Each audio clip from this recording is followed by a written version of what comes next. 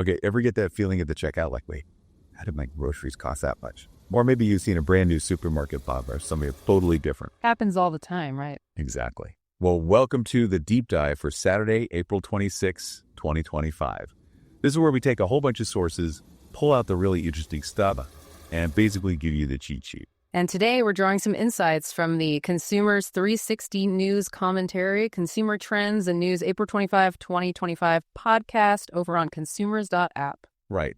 Our mission today, to make sense of what's new and shifting in the consumer world and figure out what it all means for you. So let's dive in. First up, that grocery bill shocker. We saw something on CNET via MSN.com about how tariffs could be hitting certain grocery items. What's the lowdown on these tariffs? Are they really making our food more expensive? Well, yeah, essentially, tariffs are just taxes on goods coming into a country. Okay. The idea usually is to make imported stuff pricier to, help out local producers. Right, protect domestic industries. Exactly. So when the U.S. puts tariffs on goods from China, for example, those imported foods cost more to bring in, and that extra cost, it often trickles down to the price tag you see at the store. We definitely heard a lot about this during the U.S.-China trade discussions. How did that specifically impact the grocery sector and, I guess, the wider economy? It was pretty significant. It wasn't just a few specific items. Tariffs went up on a lot of things. This contributed to a general increase in prices for consumers, but it also forced businesses to rethink things like their supply chains. They started looking for alternative suppliers to avoid those higher costs. So a real ripple effect then. Absolutely. It shifts trade patterns and has these broader economic consequences that start way before the product hits the shelf. So faced with these rising costs from tariffs, what did the supermarkets actually do? How did they adapt? They had to be nimble. Retailers started looking harder for products from countries not hit by the tariffs. Makes sense. They also tweaked their shipping and logistics to save money where they could. And technology played a bigger role, too, using data to manage stock better and predict what people would buy, trying to soften that tariff blow on the final price. It sounds like a tough balancing act. What's the general view among economists? Are tariffs seen as a good or bad thing for grocery prices overall? Generally, the consensus leans towards negative, while the intention might be protective. Right. The reality is, these costs often get passed along. It can make the economy less efficient overall, potentially slowing growth. That product the tariff was meant to help might just end up costing everyone more in the long run. Yeah, I could see that. And if prices are going up, it probably makes people think twice about where they shop. Did tariffs change our grocery store habits? It seems so. As imported goods got pricier because of tariffs, shoppers naturally started hunting for better value. Looking for deals. Exactly. Discount stores became more attractive, and so did local markets. People adapt, They adjust where they shop to manage their budget when prices shift like that. Are there ways to sort of cushion this impact then? Any potential fixes being discussed? There are a few avenues. Negotiating trade agreements to lower those tariff rates is a big one. Yeah. Also, diversifying where countries get their goods from so they're not too reliant on one place that might get hit with tariffs. And boosting domestic production is another strategy to reduce dependence on imports subject to these taxes. Now, we also hear a lot about inflation and supply chain problems pushing prices up. How do tariffs fit in with those factors? Are they different? That's a really important point. Tariffs are targeted. They directly raise the cost of specific imported goods. Inflation, on the other hand, is much broader. It lifts prices across the economy. Gotcha. And supply chain disruptions. They can make things worse by causing shortages, which then adds another layer of upward pressure on prices, sometimes magnifying the effect of tariffs. So tariffs are one piece of a complex puzzle. Okay, let's pivot a bit. The Daily Express had a piece about a huge rise in Asian supermarkets opening across the UK. They're apparently even giving the big players like Tesco and Aldi a run for their money. What's behind this boom? It's really fascinating. There's a mix of things driving it. Demographics are shifting in the UK, so there's a larger customer base actively seeking these products. Right. But also, there's a growing interest across the board in diverse foods, in global cuisines. People want authentic ingredients. And these stores deliver that. They do. Plus, they often have really competitive prices and offer a unique range focusing on East, Southeast, and South Asian goods. Think chains like Aseo or Longdon. They're expanding fast and attracting all sorts of customers. So they're moving beyond being niche stores. How is the wider UK supermarket scene changing to allow this? Is it just about these new entrants? Well, the whole landscape has been shaken up already, hasn't it? The rise of discounters like Aldi and Lidl really changed the game. Aldi actually overtook Morrison's not too long ago, so the market was already dynamic. These Asian supermarkets are adding another competitive layer, offering something different and putting pressure on everyone, including the established Big Four. And what are they doing specifically to draw in such a wide audience? Any particular innovations? They're definitely smart about it. They offer a way broader range of specific ethnic products than you'd typically find. Things you can't get elsewhere easily. Exactly. Many are also really embracing online ordering and delivery, which obviously took off during the pandemic. And the focus on fresh, authentic produce and specialty items is a huge draw for people serious about cooking specific cuisines. That mention of online services makes me think about technology. How is AI fitting into this supermarket evolution, not just for Asian supermarkets, but maybe more broadly? AI is becoming crucial, yeah. It's working behind the scenes mostly. Things like personalizing shopping suggestions based on what you've bought before, optimizing stock levels so the right products are there when you want them, and making the logistics of online delivery much smoother. It helps all supermarkets run more efficiently and meet customer demand better, whether online or in-store. So more competition, wider choice, tech improvements. What are the bigger economic ripples of this growth in Asian supermarkets in the UK? It has several effects. For us as consumers, more competition can mean better prices and definitely more choice. Good for us. Right. It also creates jobs and boosts local economies. But it does put more pressure on traditional supermarkets to adapt, maybe diversify their own ranges, and smaller independent grocers might find it tougher to compete. And it really comes back to consumer demand, doesn't it? Yeah. What is it about their specific products that makes them stand out so much? It's that focus on authenticity. They're often bringing in items directly from countries like Japan, Korea, Thailand, China.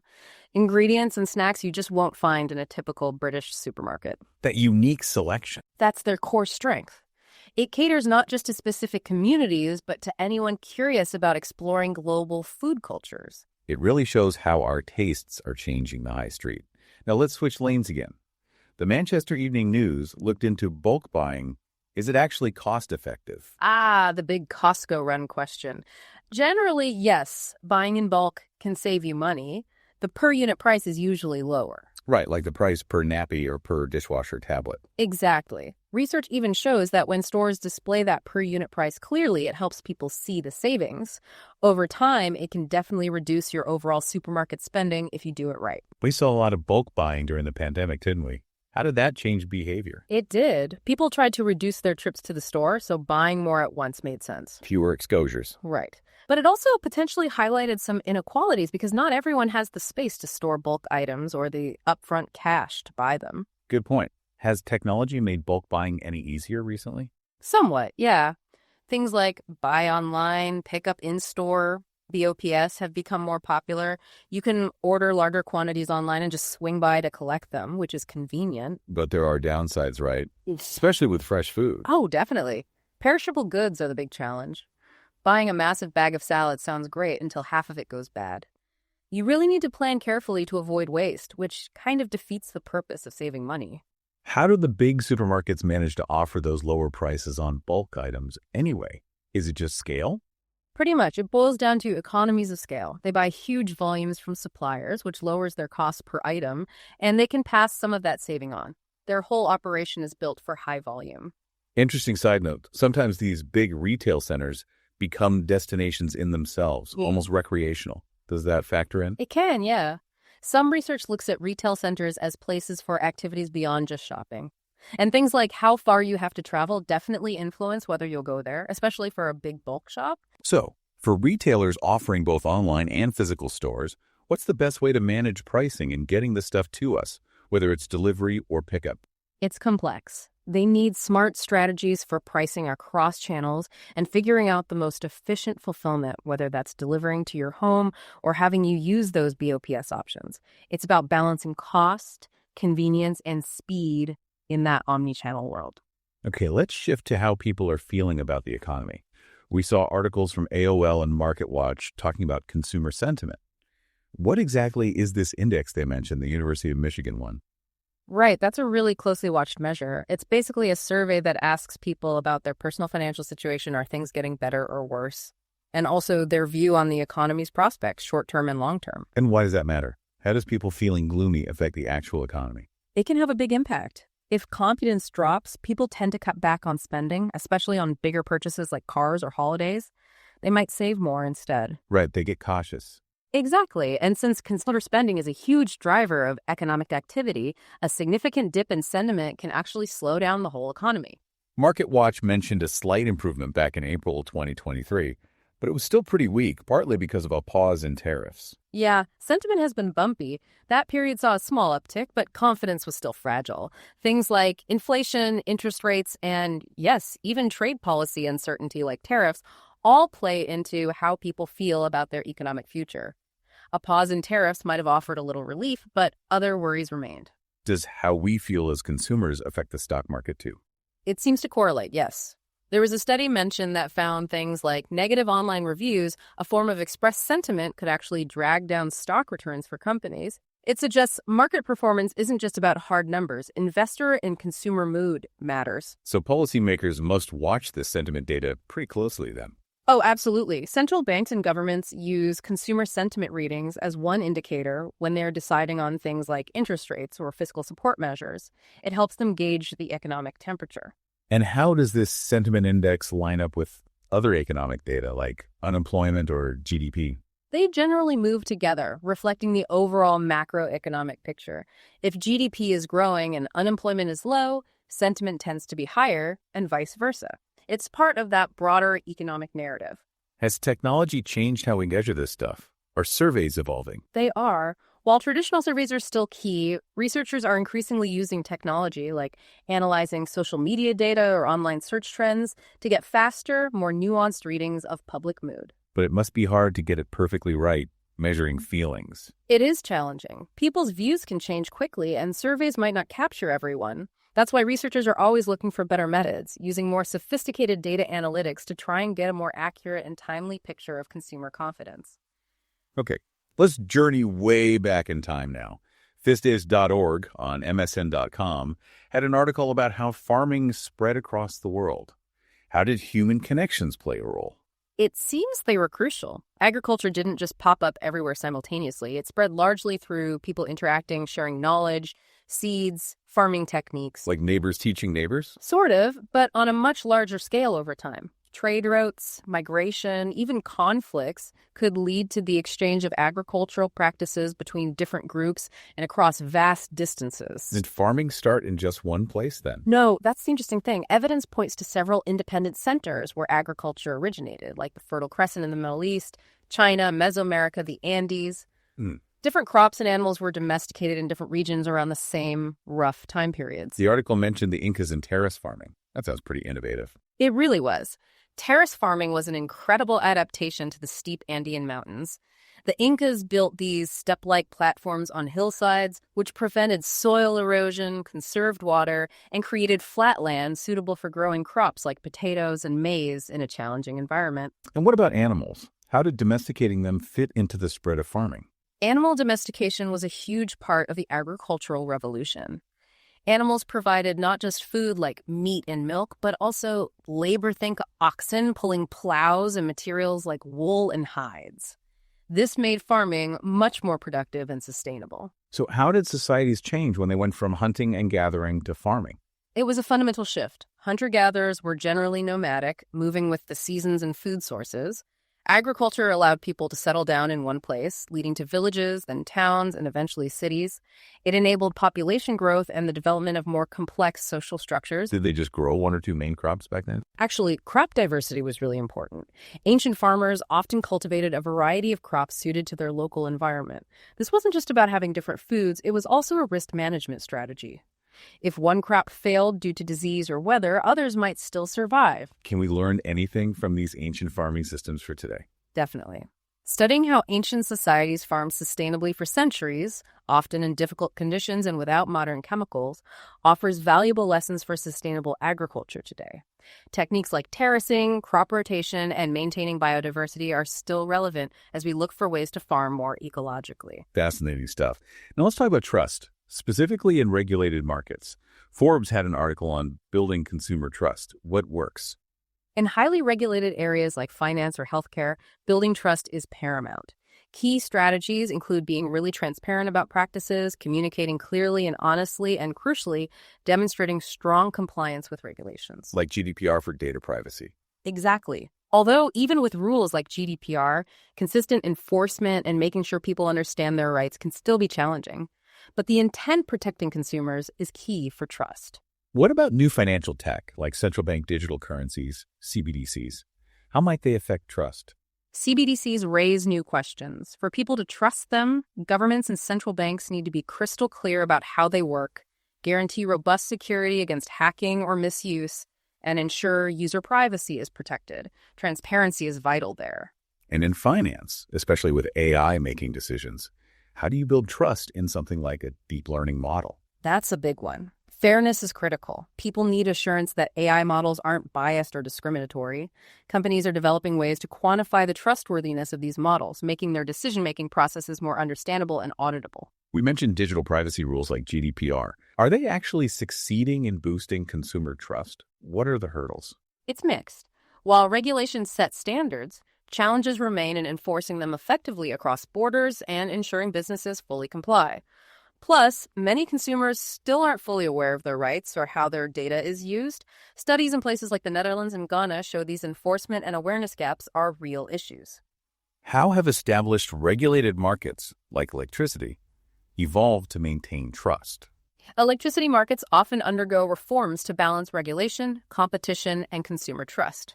For example, the restructuring of France's state-owned utility EDF aimed to separate different parts of the business to promote competition and transparency, which can influence consumer confidence. Are there common lessons from comparing digital privacy laws in different countries? Yes, comparative studies highlight that strong enforcement mechanisms are vital. Simply having a law isn't enough. Cultural attitudes towards privacy also play a role, meaning a one-size-fits-all approach might not work everywhere. Context matters. What about the big financial plumbing things called systemically important financial market utilities or CFMUs? How do they relate to trust? IMFUs are critical infrastructure like clearinghouses and payment systems. By ensuring these core systems are stable and resilient, they underpin the reliability of the entire financial market. That stability is fundamental to maintaining broader consumer and investor trust in the financial system. Okay, switching gears to health. AOL had an article linking hypertension medication to lower dementia risk. How does that work? It seems managing high blood pressure is really important for brain health. Hypertension medication helps control blood pressure, which likely helps maintain healthy blood flow to the brain and reduces damage to small blood vessels over time. This, in turn, appears to lower the risk of developing dementia later in life. So it's not just about the heart, it's about the brain too. Are lifestyle changes also important? Absolutely critical. Doctors always recommend lifestyle changes alongside medication for hypertension. Things like adopting a healthy diet, low salt, lots of fruits and vegetables, getting regular exercise, maintaining a healthy weight, and not smoking are all key. Are there other related heart conditions linked to cognitive issues? Yes, unfortunately. Recent studies have also pointed to a link between atrial fibrillation, which is an irregular heartbeat, and cognitive decline or dementia.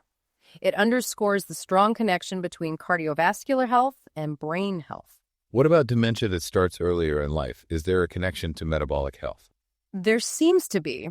Research has linked metabolic syndrome, that cluster of conditions including high blood pressure, high blood sugar, unhealthy cholesterol levels, and excess belly fat to an increased risk of young-onset dementia.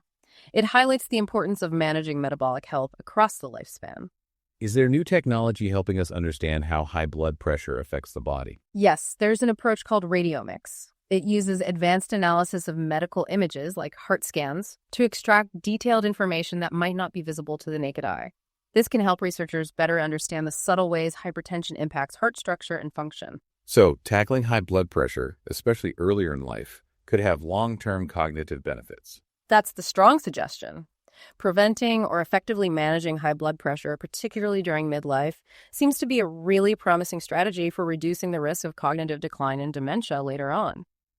What are public health bodies doing about these kinds of preventable dementia risks? Public health strategies are increasingly focusing on these modifiable risk factors. This includes promoting awareness about the links between things like hypertension, diabetes, obesity, smoking, and dementia risk, and encouraging lifestyle changes and better chronic disease management throughout life. All right, let's talk weight loss. Surrey Live on MSN.com discussed relying only on calorie deficits. Does that always work for fat loss? It's the basic principle, yes, energy in versus energy out. But the article suggests it's not always that simple, especially for long-term sustainable fat loss. The body can adapt in ways that make it harder. How does the body adapt? Is there a hormonal aspect? There is. The article mentions a satiety hormone called AAP2. Research suggests this hormone might play a role in how our bodies respond to calorie restriction, potentially making us feel hungrier or reducing energy expenditure, which can counteract weight loss efforts. So if just cutting calories has limitations, what else is important? Exercise. Exercise is crucial. It not only burns calories, but also helps maintain muscle mass during weight loss, boosts metabolism, and has numerous other health benefits. Combining diet changes with regular physical activity is generally seen as the most effective approach. Is it getting easier to track calories accurately these days? Technology definitely helps. There are lots of apps and wearable devices now that can estimate calorie intake and expenditure. They're not always perfectly accurate, but they can provide useful guidance and raise awareness about eating habits and activity levels. What about just restricting calories for overall health, not necessarily weight loss? Is there a link? There's ongoing research into calorie restriction and longevity or overall health. Some studies suggest potential benefits, but it's complex and depends on the degree of restriction and ensuring adequate nutrition. It's not necessarily recommended for everyone without medical guidance. The article also touched on frailty and calorie intake. Yes, particularly in older adults, getting enough calories and protein is vital to prevent frailty and muscle loss. So severe calorie restriction isn't appropriate in that context and could be harmful. What makes it so hard for people to stick to a calorie deficit long term? It's tough. Hunger signals, metabolic adaptations like we mentioned, social situations involving food, psychological factors like stress or boredom eating. Many things can make it challenging to maintain that deficit consistently over months or years. Okay, one last topic. The Independent on MSN.com looked at dog-friendly holidays. Where's the top spot in the UK for 2025? According to their research, Brighton tops the list. Known for being generally welcoming to dogs in pubs, cafes, and even some shops, plus having accessible beaches and walks nearby. Fun. But traveling can be stressful for pets, right? What do owners need to think about? Absolutely. Changes in routine, unfamiliar environments, car or train journeys can all affect a pet's health and stress levels. Owners need to plan ahead, ensure vaccinations are up to date, pack familiar items like bedding and toys, plan for toilet breaks, and know where the nearest vet is at their destination. Are there any cool gadgets or innovations to help with pet travel? There are things like modular feeding devices that can dispense food and water on a schedule, GPS trackers for collars, comfortable and safe travel carriers, and even calming sprays or supplements are available to make the journey smoother. What about diagnosing pet health issues while away? Any tech helping there? Tech is advancing in pet health generally. While maybe not specific just to travel, things like telehealth vet consultations are becoming more common.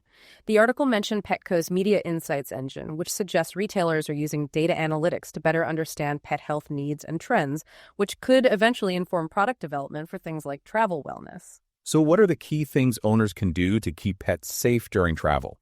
Secure them properly in vehicles using crates or harnesses. Never leave them unattended in a car, especially in warm weather. Ensure they have access to fresh water. Keep them on a leash in unfamiliar areas. And make sure their ID tags and microchip details are current. Is AI playing any role in pet health monitoring, maybe even during travel? AI is starting to emerge in pet wellness. Think smart collars that monitor activity levels, heart rate, or even scratching frequency, potentially alerting owners to early signs of problems. While maybe not mainstream for travel yet, the potential is there for remote monitoring. What are the most common health issues pets face when traveling, and how can we avoid them? Motion sickness is common, especially in cars. Stress and anxiety can lead to digestive upset or behavioral changes.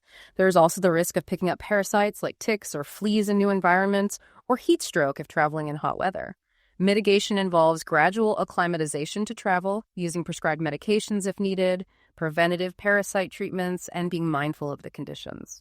Wow, we've covered a lot today, from the cost of our shopping to keeping our furry friends safe on holiday. We certainly have. It really shows how interconnected everything is: global trade, technology, consumer feelings, even ancient history and modern health. Well, that wraps up our deep dive for Saturday, April 26, 2025. We hope untangling some of these threads helps you navigate the consumer landscape a little better. From tariffs affecting your groceries to the rise of new supermarkets, bulk buying pros and cons, consumer sentiment shifts, the roots of farming, building trust, health links, weight loss nuances, and even pet travel tips. It all impacts our daily lives. Absolutely. Understanding these trends gives you what context, what do you make every day? Thanks so much for joining us. And here's something to chew on. Considering the rise of both AI-driven personalization in shopping and the deep human need for trust and connection, how do you see technology and human factors shaping your own consumer experiences in the future?